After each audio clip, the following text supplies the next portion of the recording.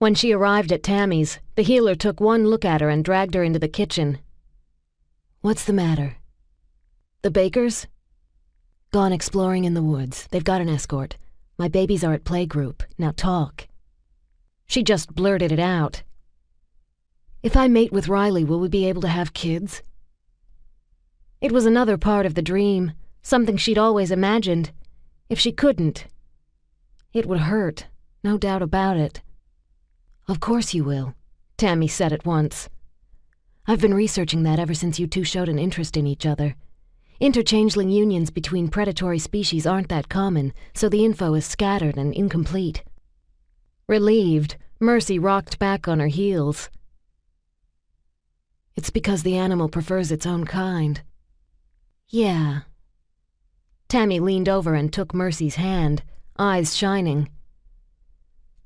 "But sometimes the human heart loves so deeply that it overcomes the objections of the animal." Mercy felt a knot form in her throat.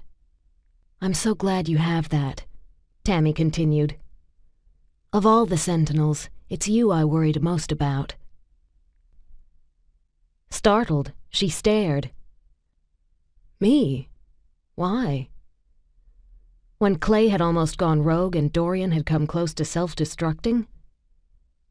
"I'm probably more stable than anyone but Lucas." "Exactly," the healer said. "People tend to ignore the ones who seem okay, and we shouldn't. You're an integral part of the pack, and I worried that we'd left you too much on your own." Mercy rolled her eyes. "You worry way too much. Shall I tell you how alone I've been lately?" She didn't wait for an answer, pulling out a chair and turning it around to sit with her arms on the back while Tammy perched on a stool at the counter.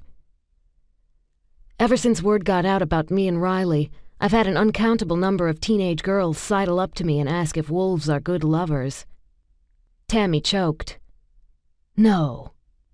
"Oh, yes. Their eyes, they are wandering." "Oh, dear God." Tammy looked torn between horror and laughter.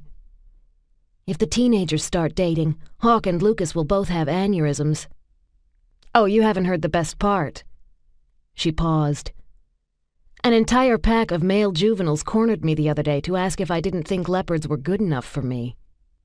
Tammy rubbed her forehead. "I think I have a headache."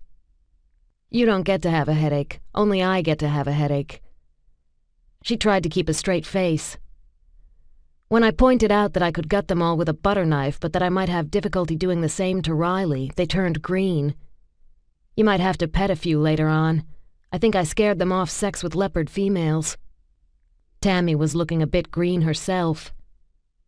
"Do I want to know more?" "Probably not." She ran a hand over her face. "Enough stalling, Tammy. Will my babies shift?"